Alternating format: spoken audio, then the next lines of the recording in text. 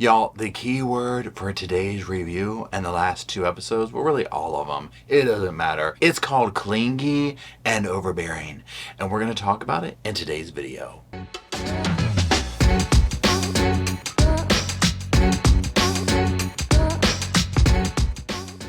Hello Sofa Squad and welcome back to The Sofa. My name's Paul and this is The Sofa. Now today is going to be one of my reaction reviews to the Gypsy Rose Life After Lockup series, whatever you want to call it, docu-series, whatever, that's on television right now.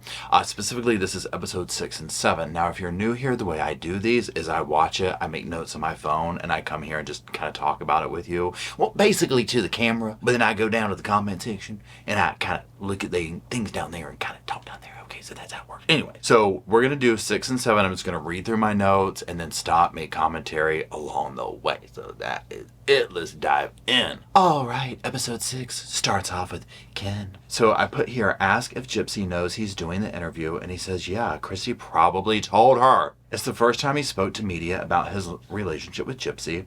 He talks about their phone calls, the start of their relationship, says she's incredibly sweet. So what this is referring to is Ken. Now this is the gentleman that she is with currently now. Gypsy and Ken do have a history. They had a relationship in prison. Right at the altar, basically, he left her, right? She was absolutely heartbroken. She ends up getting with Ryan, marrying him. Now, as we all know by now, she has left Ryan and she's back with Ken, okay? So when he's referring to in this very beginning part about the relationship and stuff, he's talking about the previous one.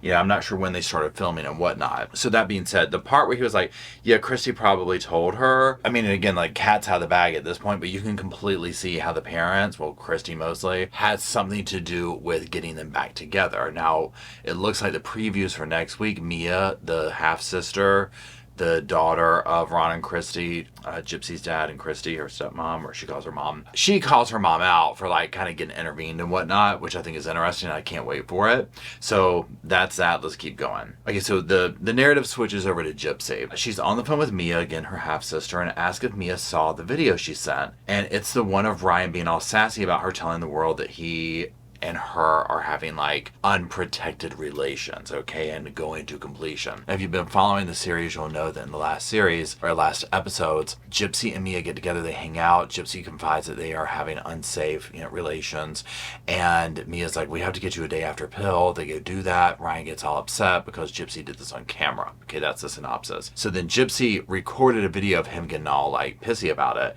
So she calls Mia up and sends it. I think that Mia plays everything very safe, and I go on, girl, if you're watching this, because I would too. She is the most level-headed I've seen so far with like what she's willing to talk about on camera and whatnot. So there's that. But then Ryan comes home and he gets pissed that she was on the phone with Mia and told her about the argument. Now here's the thing. A lot of people in relationships don't like their person. You know what I mean? Like, knowing like, oh, they're going to go tell their mom, or they're going to go, I get that, right? But it's the level that Ryan takes it to. It's like, any move Gypsy makes, it's not good enough for Ryan. And he's right there like a wet blanket to critique it, to question it. Why are you doing this? And it's so irritating. Now, does Gypsy overshare? I would say yeah, but she probably has a very skewed sense of like what's normal to discuss. And I think that Christy and Mia are like her two girl ladies to confide in. Now, do I think that, especially Christy has an unbiased point of view that's Gypsy's best interest? No. But probably the safest one in Gypsy's orbit right now, if that makes sense. Let's keep going. Okay, so then Christy and her husband, Gypsy's dad, are talking about how he needs time, time with Gypsy and, kind of alone time. And Christy's like, look, Ryan's been waiting 2 years. We've been waiting 8. Okay. And he's like, yeah. So then fast forward to Gypsy and Ryan. They go to a bouncy house place. I was like, did we really need to do all that? But anyways, they have a heart-to-heart. She says Ryan is defensive and says snappy things. You know what I mean? Like sassy things, whatever. And Ryan says, I'm just fighting for our marriage, baby. And she's like, whatever, okay. So then we switch to another narrative. They're talking about her teeth. She talks about her teeth, and she puts them in before she goes to sleep, before anybody sees her. This is a big insecurity of her. Her teeth were pulled out when she was younger due to the, the illnesses and whatnot whatnot, again, this is per Gypsy, that her mother was faking and whatnot. So her mother had her teeth taken out, and Gypsy said that her mom at one point was like, it'll be fine to take him out. She's not a vain child. And Gypsy said that she was not allowed to be concerned with her looks as far as her mom was concerned. You saw what she looked like, right? She was a teenager that looked like a 5-year-old, so there's that. Now, Gypsy talks about the pregnancy rumors. Of course, those weren't true at the time. Gypsy goes for a nose consult to fix her nose. We know at this point she's done that. Gypsy tells Christy that she told Ryan she misses Ken and that Ken is still in her heart. Now remember, here's the thing. Ken has been in this relationship from the get-go. Ryan was, as far as I'm concerned, Ryan was a rebound, okay? Ryan was a rebound. Ryan was to make Ken jealous, right? Ken told her to go do what you need to do, but she was like, okay, bet. Hold my damn beer, right? And she goes out and pulls Ryan. And I just think that that's really what it was. It was like he got caught in the middle. She calls Ken now this is old news, but they've re-talk about it in this. She called Ken 2 weeks before the wedding. She says she asked Ken if he didn't want her to get married. She wouldn't. This is 2 weeks before she's getting married to Ryan. Calling to make sure Ken doesn't want, you sure? You sure? He was like, I want you to do what makes you happy. I think you should wait. And Gypsy's like, he didn't say wait for me. If he said that, Gypsy would have waited. Christy wanted Ken and Gypsy to wait on marriage and Ryan as well or whatever. So this part was so telling to me. This tells you everything you need to know. Yes, she has been in love with Ken. She's still in love with Ken. If you're calling your old flame up 2 weeks before you get married to your new person and say, are you sure? Do you want me to get married? Because I want, if you don't want me to. I mean, hello, right? Now, am I expecting Gypsy to make mature, logical decisions? Absolutely not, okay? Does that condone the behavior? Absolutely not.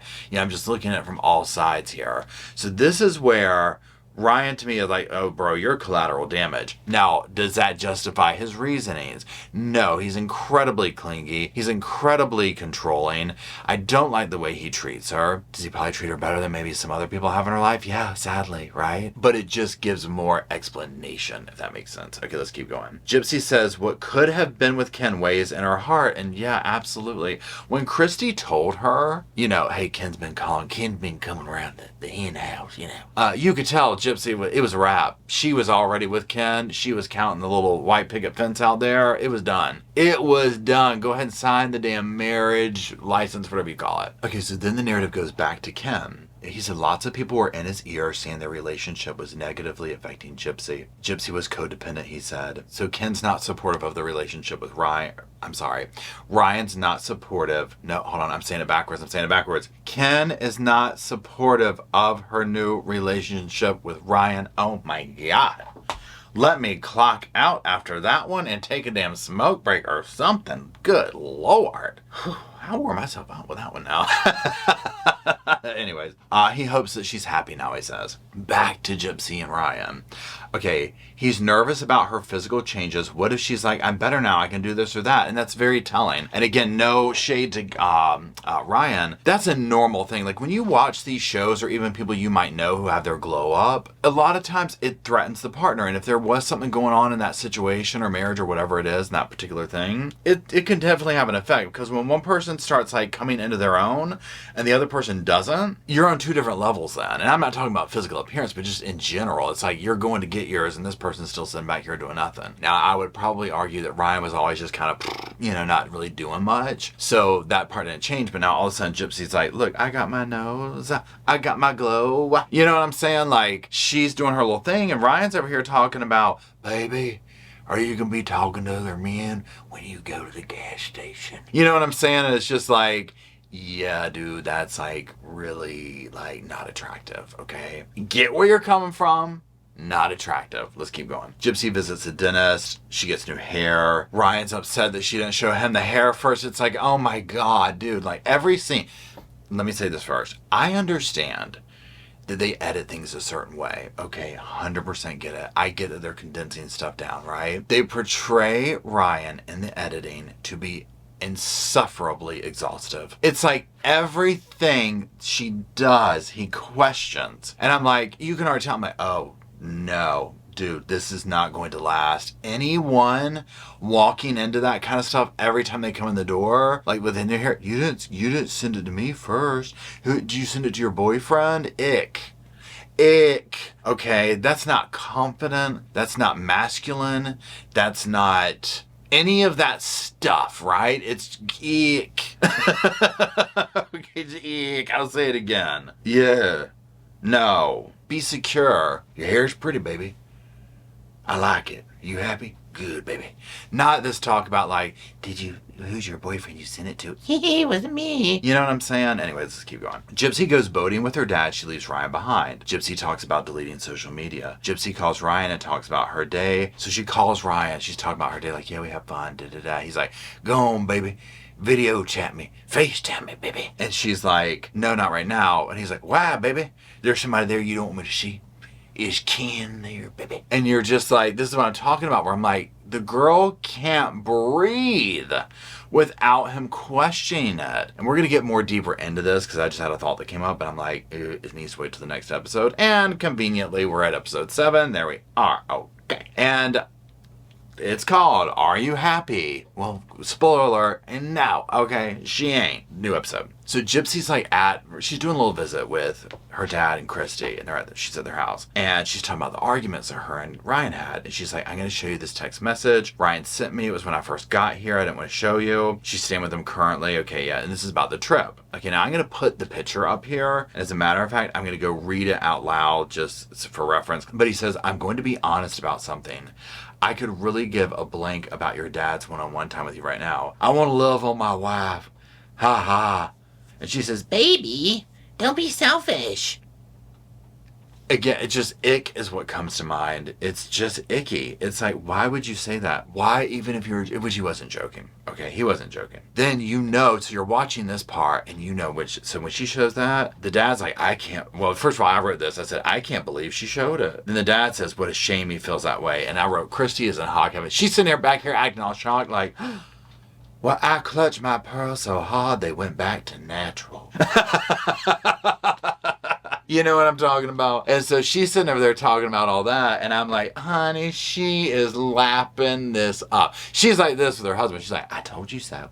I told you so. He's of the devil. Now, she didn't say that, but she's thinking it, right? She's just like, this is what I've been waiting for. It's my time to shine. Now, Gypsy says she calls him and asks about a video. This is the part we just talked about, but she's telling them like about the video chat thing. Gypsy is clearly finally opening up to those around her, saying she's not happy is the theme of this, right? And wanting some advice. Now again, it's like, well, girl, Christy's biased because she is going to marry you off to Ken. I don't know what's up with that, but it is what it is. Okay, so Gypsy talks about the cycle that she has with Ryan. She gets a little bit of freedom, so like this weekend, Ryan gets jealous and possessive, it triggers her, they argue, and they go back. And you see that, and it's just repeated itself, she said, for like the whole time they've been together. Now Gypsy's back home, and she's crying, recording a little video. She says Ryan brought her flowers and apologized. Ryan says he knows he was wrong, but he was triggered in his like little interview thing he does. So Ryan excuses it away. He's like, I was just joking, baby. You saw where I wrote, ha ha. Gypsy's crying. She's like, we come in and he has this bouquet of flowers and this, that, and the other. And it's just like, if you've ever been in a relationship like this where you can't even breathe without the person questioning you, and especially when you're not doing anything. Now, I'm not trying to say, I don't know personally. I was going to say, if you're not doing anything to cause that, well, number one, she's asking Ken if he wants her to really get married to Ryan. So, I mean, the behavior's been there. Ken's always been in the relationship. I get that. But it doesn't give Ryan the reason to treat Gypsy the way that she does, right? So there's that. Okay, now, this part right here, y'all, was like, whoa, okay. Ryan and Gypsy are reviewing her accountability TikTok video. If you follow her, she did this thing where she was like taking accountability. It was like a story time type thing. And, for what she did. And then she talks about her co-defendant, Nick, and him serving a life sentence and what people are saying and all that. So she's talking about this to Ryan, and she's talking about deleting her social media. And Ryan, again, is like, you ain't deleting the social media.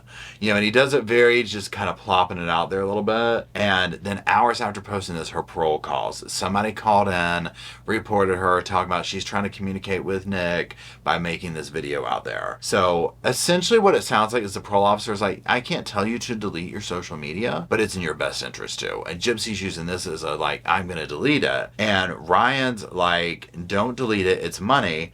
It's revenue. And Gypsy gets pissed. And Ryan's like, get the money out first. And she gets even more pissed. And I wrote here after that, Ryan never lets her finish the sentence. Gypsy spells it out. She's going to do WTF she wants. So Ryan in all of this never lets her finish a sentence. Nothing pisses me off worse than that, right? Where he's like, she'll start talking, no, baby, And I know, and that's okay. And it's like, let her talk.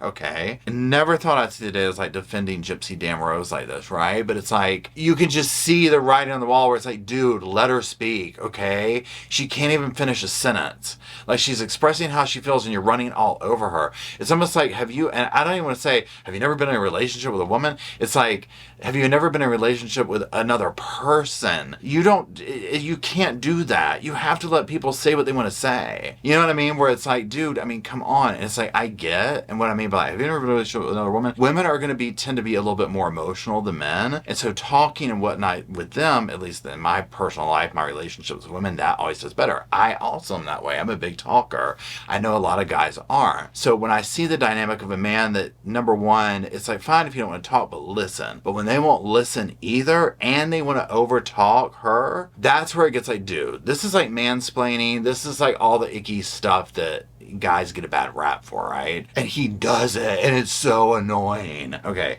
like, it really had me pissed off on the sofa, y'all, I'm not gonna lie. On the real sofa, not the little fake one back here, but you know what I'm saying. But and I understand Ryan's point where he's like, because she makes obviously a lot of money off of social media. This is her job, right? And the parole officer's like, you have to have a job. Well, that's her job. So I understand Ryan's coming at it from a more logical point of view, where it's like, you know, that's your money. Let's get the money out, of course. But again, it's like, she's obviously emotional. Let her speak her piece. Don't control her. I would have done this more like, be like, oh God, yeah, you know what? If this is messing with your freedom, let's, you know what? Do this. Can you tell me this? Maybe put it on unlisted for 24 hours and really think about, do you want to delete your whole account? And just give it, don't make a rash decision, but whatever you feel is necessary, I'm going to be behind you and support you. And we'll figure it out. That's the appropriate answer, right? You can tell. And again, I don't know if he's had other girlfriends and stuff like that. To me, he's the type dude who's almost like, I want my woman at home. I want 3 squares on the table all day long. What I say goes in this here apartment. You know what I'm saying? Like, he just seems like that type dude that if he can't be like the rooster and running the show and you don't question what I say, I'm the man. It's not good, right? Maybe he's different. Maybe it's just the way it's portrayed. I don't know. Anyways, let's keep going. Then they go on a date night, y'all. I was like, after all that, okay, I'm sure it was a different night, but nonetheless, it's the way the show presents it. Y'all, I'm talking painful cringe, okay? They go to like a sushi kind of place or whatever. So they go on a date night. All right, Ryan is clingy. He wants to take her somewhere like a trip. And you could tell, honey, at this point, she over it, okay? It's just, you can feel the tension. Ryan can't grasp that she's on probation, all right? She's trying to explain, like, well, I can't go to a bar. He's like, well, you can go to this. And it's like, bro, no. She can plan things, but quit pushing her. She says she can't be an establishment that just sells alcohol. Then drop it. It's for what, a year? I mean, just grin and bear it. You know what I'm saying? Like, come on. My God. Then, and a moment that will go down in cringe history. Ryan's like, baby, will you remarry me? And I was like, my God, I'm not even there. I don't want to crawl under the table. At that point, I would have literally taken my chopsticks and gouged my eyes out. Okay, I'm not lying. Like, Gypsy's like, can we not talk about this on camera? Now, remember, this is the same damn man that doesn't want her talking about personal relationships and how they handle their bedroom life. But then he's going to put her on the spot talking about, let's get remarried. Can't roll my damn eyes hard enough. And he gets, she's not on the camera. Ryan gets clingier. I write, they seem utterly unhappy. They argue on the way home because he's doing more insecure stuff. Finally, they pull over and she's like, yeah, I'm not happy. She feels like they're different people. And then Ryan goes, well, go on, call Ken. You're probably already talking to him. That right there, unless shy of we had parked outside Jason Voorhees and Michael Myers' house, okay, I would have gotten out of the damn car with my phone. I don't know how far away her family lives, but an Uber, something, and been like, I'm done. You're done.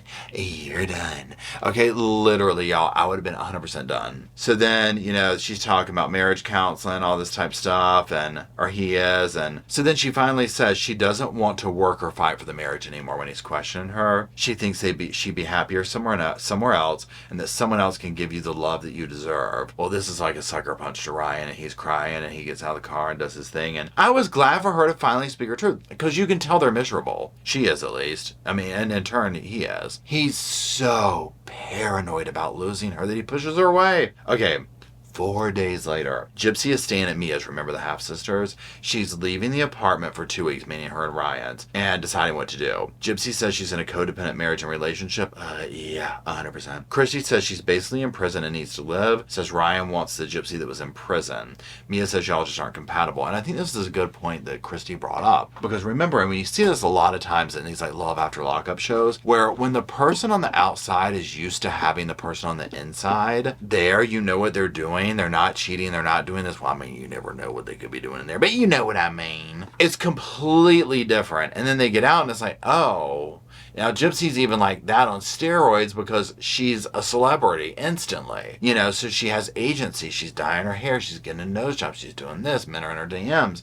Ken's calling back. I get that, right? But oh my God, to watch it play out between these two is insufferable. Ryan says he thought they made up, and the next day Gypsy moved into the spare bedroom, and the next day she was gone. He says she's impulsive. He says people influence her. Well, I mean, hello, yeah, we can see that right on the damn wall. Gypsy and Christy go back to Ryan's to get her stuff. They have a game plan. Oh, they're like, you know what it reminded me of is that scene in Fried Green Tomatoes where they're going to rescue the one sister who's in that abusive relationship. And like, okay, you're gonna do this and you're gonna do that. Oh, they're playing it out. Christy's loving this, y'all. This is her mojo right here, y'all. So they go there. The house is a damn wreck, okay? And I'm talking, which, I mean, I get, okay, I get, like, you've gone through a breakup, basically. Your woman's left ya. You're, you know, it's not cute, right? So she cries when leaving the pup. Now, I bring that up because, like, I had a lot of opinions on her leaving the puppy.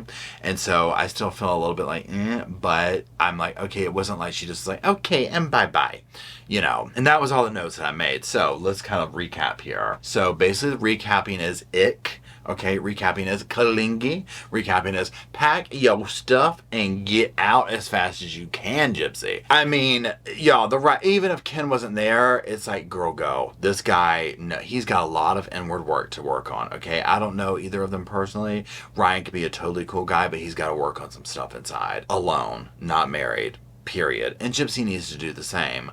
Yeah, but in just a different way, right? But the behavior I've seen from him towards her in these last 2 episodes, or really like several, but especially these last 2, is absolutely no questions asked you leave that. It is completely unhealthy. Completely. So we're going to see more of the Ken thing blossoming in the upcoming relationships or episodes, depending on when you see this. So again, at this point, I'm like, yeah, I would have left too. Right into Ken's arms. Eek! I don't know. Instantly, you know, now she's pregnant, now this, now that, you know, it's a lot, okay? But definitely, obviously, I understand. I can see Christy's point, and like, there's red flags with Ryan. But I also still don't agree with what she's doing to pivot what's Ken towards the situation at all. I think Gypsy was going to leave that no matter what, but I do think Ken helped instigate it and give her that confidence. But I think she would have ended up leaving anyways, because you can't, that's so insufferable to be around. You can only deal with that for so long, right? Before you absolutely will just go bonkers. So anyways, let me know what you think. I'm dying, okay? Let me know what you think, especially just about like, what do you think about Ryan's behavior? Ken, the whole 9 yards. Drop it in the comments. And speaking of dropping it in the comments, drop some little sofas off there for myself, Roscoe, and Spirit to come down, sit down there with y'all, talk about this crazy TV show, the cases, all this crazy stuff we talk about here at the Sofa Squad. And until we meander our way down to do that, I'll see y'all soon. I just wanted to say thank you again for watching the whole video, and also thank you for being part of the Sofa Squad. Special thanks to all the Patreon members, channel members from both of my channels, everybody who likes, shares, subscribes, comments in the comment sections. It helps the channel out so much. Now, don't forget, I do have that other channel, the podcast channel. That's where we go live, we hang out, we talk. We have kind of sort of a schedule, but just be sure and check it out. I'll put it up here on the screen. Also, if you're looking for merch, be sure to check out my Teespring store. I'll put that up here. And then, like I said in the beginning of the video, if you want to follow me and Roscoe on the Instagram, go on, check it out. It's right here on the screen again. But once again, thank you very much. I really appreciate you being part of the Sofa Squad, and I'll see you in the next video.